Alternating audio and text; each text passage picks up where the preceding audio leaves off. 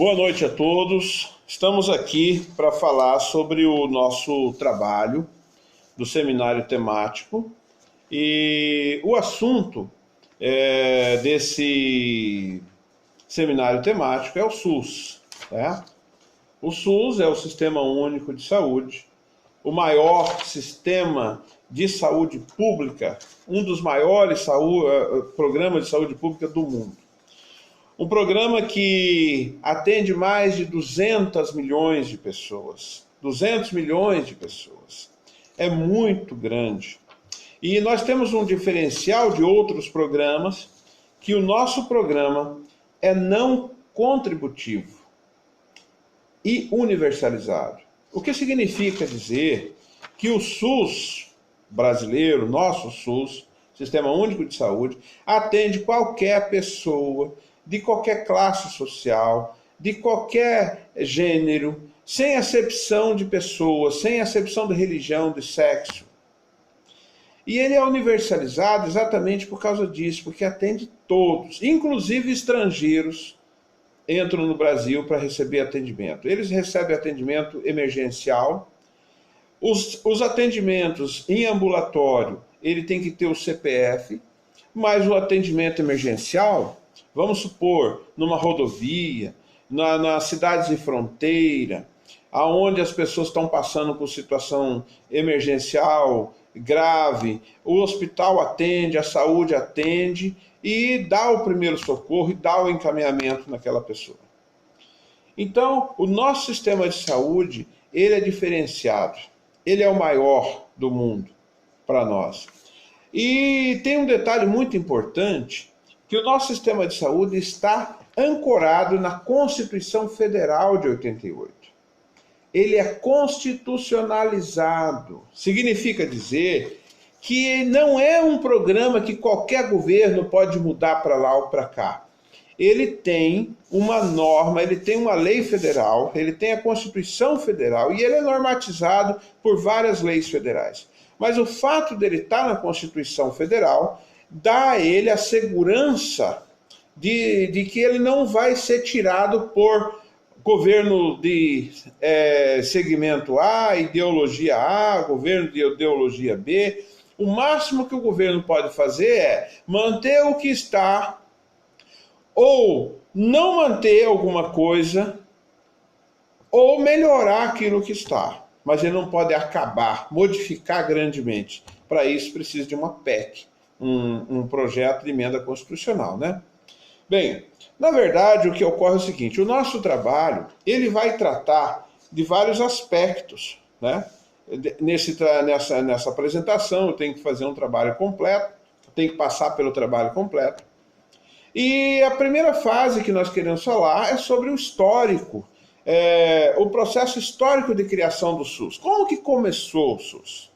Bem, nós podemos pensar, assim, bastante longe, como que começou os sistemas, os projetos, os programas de atendimento coletivo em hospitais. Então, lá antigamente, quem curava era o pajé, era a benzedeira, era aquelas pessoas que tinham conhecimentos, alquimistas que faziam misturas, né? Em algum momento da história essas pessoas foram perseguidas, queimadas na fogueira, mas muitos países, como por exemplo a Europa, Estados Unidos, mesmo aqui no Brasil, em épocas de guerra, então as pessoas tinham que achar solução para ou épocas de guerra ou épocas de epidemias. Então as pessoas tinham que achar, os governos tinham que achar solução para o problema da saúde do povo. Bem, e isso foi evoluindo até chegarmos em 1897, lembrando que foi logo após a proclamação da República, o novo governo, o novo regime republicano queria encontrar solução para os problemas do Brasil de saúde pública. Então, naquela época foi criada a Diretoria Geral de Saúde Pública, né, do governo federal. E em 1900, no ano que nasceu a minha avó, foi criado o Instituto Soroterápico Federal. era um instituto que trabalhava para descobrir remédios e soluções para vários problemas, não é? Então, na sequência, esse projeto foi transformado, esse instituto foi transformado, Instituto Oswaldo Cruz, e depois se transformou na Diretoria Geral de Saúde Pública, né? Então foi o início do SUS, foi o início, dali que partiu, dali que começou. Então, o que nós andamos? Em 1986, então nós vamos andar aí uns 100 anos, né? Nós passamos por epidemias, por muitas mortes por causa da falta de saneamento, né? Muitos problemas de saúde, de toda a natureza. Naquela época nós tínhamos um problema grave de manicômios, né? Então, tudo que muitas vezes a gente não conseguia descobrir dos problemas da cabeça se atribuía a espíritos. Então, o governo ele tinha que achar a solução. E ele veio trabalhando, as universidades de medicina foram evoluindo, né? Os conhecimentos, depois da guerra, depois da Segunda Guerra Mundial, ampliou-se bastante os conhecimentos da medicina. Equipamentos que foram usados em guerra passaram a ser usados para detecção de doenças ou de diagnóstico de problema humano. Então, por exemplo, o sonar deu origem depois, o sonar para caçar navio e tal, depois deu origem aos ultrassons, né? Aquelas tecnologias que pareciam ser inúteis, não, se transformaram em utilidade. A questão própria do raio-x, né? O raio-x com césio e tal. Então, a evolução do SUS. Quando chega em 1986, o governo José Sarney, ele implanta o SUDES, que era o pai do SUS, que é o Sistema Unificado e Descentralizado de Saúde. E ele tinha um convênio entre o INAMPS, que era o pessoal da Previdência Social, que era o Instituto Nacional da Previdência Social, e os governos estaduais para implementar um programa de saúde pública. Aí, essa implantação ela foi gradual. E o INAMPS, então, em Campo Grande, a gente tinha lá o prédio 100, onde era o INAMPS, onde a gente ia lá no INPS, no INAMPS, que depois virou INPS, depois virou INSS. Aí, o INAMPS, ou seja, o INSS ficou voltado para previdências, para a Seguridade Social, e o SUS se transforma em SUS, né? E foi cuidar da saúde pública no Brasil. Em 1990 foi criada a Lei Orgânica do SUS, tá? E com a Lei Orgânica do SUS, as coisas ficaram claras, as responsabilidades, e então começa as coisas a funcionarem. E foi criado também a vinculação de receitas, né? A gente vai falar sobre isso daqui a pouco. Bem, a atenção básica, como que funciona a rede de atenção do SUS? Então, o governo federal, ele trabalha na administração direta com o Ministério da Saúde, as secretarias especiais de nível federal, aí vem para os estados, aí no nível federal ainda tem os hospitais universitários, tem a rede de atendimento, é composta de universidades, de hospitais e tal. Aí vem para o estado. No estado, vem a secretaria estadual, vem as fundações estaduais e tal. E aí vem para o município. No município nós temos a questão da saúde básica, da saúde de pequena, média complexidade. Então, por exemplo, a questão da prevenção, do setor de vetores, de combate a vetores, né? Então tudo começa no município, tudo passa pelo município. E assim o SUS foi se desenvolvendo. Bom, nós temos um detalhe muito interessante, que é a questão do controle social.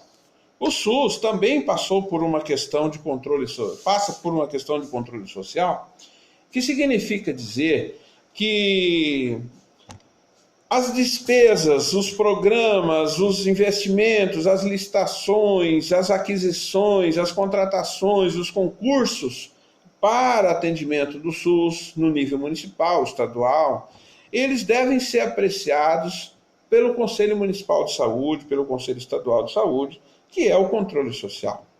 Então o SUS ele é controlado internamente pela Câmara de Vereadores, Assembleia, e Congresso e tal, mas tem o controle externo que é feito pela Controladoria Geral da União, pelos Tribunais de Contas do Estado, município e União. Mas o maior controle que o SUS tem que ter é exatamente o controle social. Bem, aí as redes de atenção à saúde, elas significam organizações poliárquicas de conjuntos de serviços de saúde vinculadas entre si para uma missão única, por objetivos comuns e por uma ação cooperativa e interdependente, que permite ofertar a atenção integral a determinada, contínua e integral a determinada população, coordenada pela ação primária, pela atenção primária à saúde, prestada no tempo certo, no lugar certo, com o custo certo, com a qualidade certa, de forma humanizada e com equidade. Então, a rede de atenção à saúde, ela tem essa missão. Então, por isso que todos os setores da saúde, eles estão de uma forma ou outra intrinsecamente ligados, né? Apesar de que existem alguns setores um pouco diferentes, né, em termos de gestão, por exemplo, o hospital. O hospital, quando um município tem um hospital, o regime do hospital é um, o regime da Secretaria de Saúde é outro. Dentro da Secretaria de Saúde tem vários setores, né? Tem setor de combate a vetores, setor de prevenção da dengue, setor de erradicação de problemas relacionados à zoonose, setor de vigilância sanitária. Então, tem uma série de departamentos, mas todos visando a saúde pública e o bem-estar da população. Então, a rede de atenção básica, a rede de atenção à saúde significa isso, né? Dentro da rede de atenção à saúde, nós temos a rede cegonha, que cuida das senhoras que vão ter bebês, das grávidas, né? Nós temos a rede de atenção urgência e emergência, tem SAMU, tem a rede de atenção psicossocial, que é o CAPS, que é o pessoal que eventualmente tem problema emocional, mental, de média e pequena complexidade, então recebe atenção especial nessa rede. E ainda tem a rede de cuidados da pessoa com deficiência, né? Nós temos muitas pessoas com problemas de deficiência, locomoção, multideficiência e tal. Então, é assim que funciona a rede de atenção básica. Aí, nós vamos pensar como que se financia o funcionamento de tudo isso. E é aí que está o detalhe interessante. Uma vez ancorada na Constituição Federal, o Sistema Único de Saúde, e eu já falei para os senhores, que o Sistema Único de Saúde trabalha para mais de 200 milhões de pessoas. Tá? E quem trabalha com esse volume de gente tem que ter recurso. Então nós temos recursos da arrecadação municipal, estadual e federal. Tá? Mas, a grosso modo, um percentual de 15% das arrecadações de impostos são destinados ao SUS. Então, essa é uma fonte. A outra fonte é o que vem junto com a Seguridade Social e a Previdência Social, que é exatamente esse assunto que está sendo votado hoje na Câmara, que vai dar um grande impacto na questão econômica financeira do SUS, do financiamento do SUS. Porque hoje a Previdência Social, ela arrecada para a Previdência Social, propriamente dito, que é a aposentadoria, ela arrecada para a assistência social, que é o pessoal que tem dificuldade, que é aquele pessoal da LOAS, é o pessoal muito carente, tá? E arrecada para o pessoal, para o SUS. Então, quando eu digo Previdência Social, eu estou falando de Seguridade Social. Então, existem várias fontes de arrecadação, né, do governo para o SUS. Bem, aí, qual a estrutura e as características do serviço privados de saúde no Brasil? Bem, nós temos que nos preparar para entender o seguinte, que o governo, ele oferece a saúde pública gratuita e sem acepção de pessoas a qualquer pessoa que dela necessitar. Mas uma pequena parcela da população brasileira, ela acha que o SUS demora demais, o SUS não tem médico bom e tal, e aí ela vai para o consultório particular, para o médico particular, para o hospital particular, para o Albert Einstein e tal. Então, esse pessoal, eles procuram uma rede privada de atenção à saúde, tá?